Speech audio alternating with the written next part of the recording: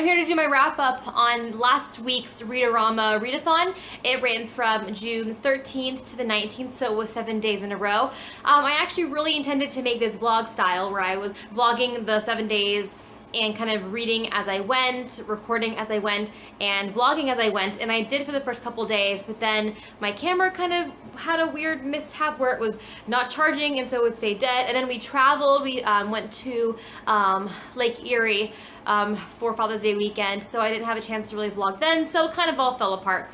So I'm just going to be doing my wrap up as a sit down vlog, talking head style, but you can count on next month's readathon being vlogged about. So I read all 4 books that I set out to read. I met 5 of the challenges. I read 1,135 pages. That averages about 284 pages a book and 164 pages per day. So that's kind of good for me, I think. I'm not a speed reader, but I think I did a really good job reading 4 books in 7 days. My longest book was 333 pages, which was Station 11, and my shortest book was 203 pages, which was Into the Wild. So I'm going to go ahead and review briefly all the books that I read, tell you what I felt about them, and I'm going to start with my lowest rating, and then I'm going to go up to my highest rating. Alright, so my lowest rated book goes to Invisible Monsters by Chuck Palahniuk. I gave this 1.5 out of 5 stars. And I was really disappointed in this book, like supremely disappointed. The funny thing about this book is I started reading it years ago when I was an undergraduate. So this is like 8 years ago or so, because I'm 28 now. And back then I was hugely a fan of Chuck Palahniuk. I read a lot of his stuff. I picked this up, started reading it, could not get into it, and just sort of DNF'd it. And it's been sitting on my bookshelves for almost 10 years. So it fit the RAMA challenge, RAMA in the title and in the author's name. So I thought, it's a sign, I should read it. Maybe I'll like it a lot. Maybe I've had enough distance from it. I did not like it. I was very disappointed.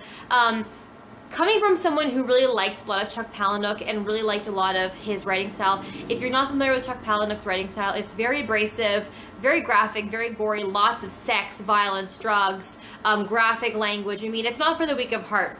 But that doesn't ever really shake me. I can read graphic books with lots of sex and vulgarity. I can read all that stuff. That doesn't bother me at all. But for some reason, when it was in this book, it just felt so out of place. It just felt like he was being graphic just to be graphic, just for the shock value. It was really disappointing. I couldn't follow the book. It was, I mean, I gave it 1.5 stars because there was some really good scenes. There were some scenes that made me laugh. The good thing about Chuck Palahniuk, he really does have an ability to write in a very humorous way, you know, very sarcastically, almost as like a parody. He has a really distinct voice. But I couldn't connect with any of the plot. It didn't seem to make any kind of sense at all. I didn't really care for it. You know, by the second half of the book, I was dying for it to be over with. I just had a lot of problems with it. I did not enjoy it at all, but I told myself I cannot DNF it twice, so I have to finish it. But I wrote a little bit more about the details of what I didn't care for in my Goodreads. But yeah, I mean, I know that Palahniuk doesn't entirely deal in realism. That's not what he does. Like, he writes books that are meant to not be realistic. But this was just completely removed from that. It was just, it didn't make any sense. It wasn't realistic in the plot or anything. Nothing would unfold the way that he wrote it. And it was, I don't know, it just seemed like, I don't know, I didn't enjoy it. But I will say I'm happy that I finally read this stupid thing. Alright, the next highest rating I gave Into the Wild. I gave it a 2 out of 5. And this was my buddy read. I read it with Kayla or Books and Lala. I will put her link down below. Also, it's funny because she had almost the same kind of thoughts that I had on this book. The reason I gave it a 2 was it had nothing to do with the context or the characters or anything. I did not like the formatting of this book. I mean, for those of you who know, I mean, I think most people know what this book is about. It was made into a film. It's about this guy who graduated college, decided to go live in Alaska. He sold all of his belongings. He gave away all of his money. He just went out into the woods and lived there. And he wanted to completely isolate himself from the world, and then he was found dead. He died of starvation, died of hypothermia. He was found by some moose hunters after living out in the wild for a couple months. And that's not a spoiler. I mean, it's written on the front of the book. And that's what this story is. And it's a real story, which is fine. The thing is, I'm not a nonfiction fan, but I figured I would still like it because I love the premise. Unfortunately, it was so much like a magazine article or a journal article. It was like all journalism. There was so much backstory, and it wasn't just backstory about the character Christopher, or Alex as he renames himself. There were backstories on his parents, on other climbers in history, on the author, on the main character's friends, people he's met while hitchhiking, all their backstories, all their histories. It was so much of a just info dump, and I couldn't get into it. I will say though, I think I might like the movie. I've never seen the movie, but I think if his story was fictionalized and just expanded upon, and I was just reading this guy's experience in the woods, I probably would love it so much more. I just didn't really like how it was set up, and it was hard to get through at times because it really felt like I was reading a long article in the New York Times. So that's unfortunate, because I think that this story is a cool story, and it's interesting, this guy, how he came to live this life and decided to sort of abandon all that he's ever known and go live in the wilderness in Alaska, which is really scary, and ended up killing him. But only like a portion of the book was even about that, and everything else was about other people and stuff. So I'm sorry, unfortunately, not my best book that I've read.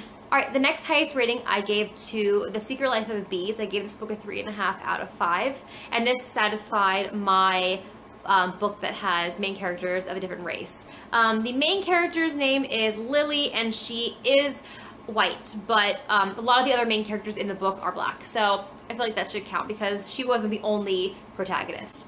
And it's about a girl who, her mother dies in a tragic accident, and she lives with her dad, but he mistreats her, he's kind of abusive. So she and their housemaid slash nanny, they run away, and it's set in the South during like civil rights, and it's got a lot to do with that, but it just tells the story of this girl running away and living with a family of beekeepers. And I thought it was a really great story. It wasn't amazing. I thought it was fine. It was kind of subtle. There wasn't a whole lot, didn't really happen. There was some good character building. But I wish some more stuff just happened. I just wish there was more to it. But that's just a personal thing for me, because I think that a lot of people would like this. Nothing's wrong with the story. It was just a little subtle for me. I wish that one or two things happened, and I think the ending also kind of wrapped up too neatly and too quickly, regarding her dad, but I'm not going to go into detail about that. But there was nothing wrong with this book. It was totally fine. It was a good book, I think, for it's one of those good mother-daughter books where you read a book with your mom and you discuss it. I think it's a good book for that kind of purpose.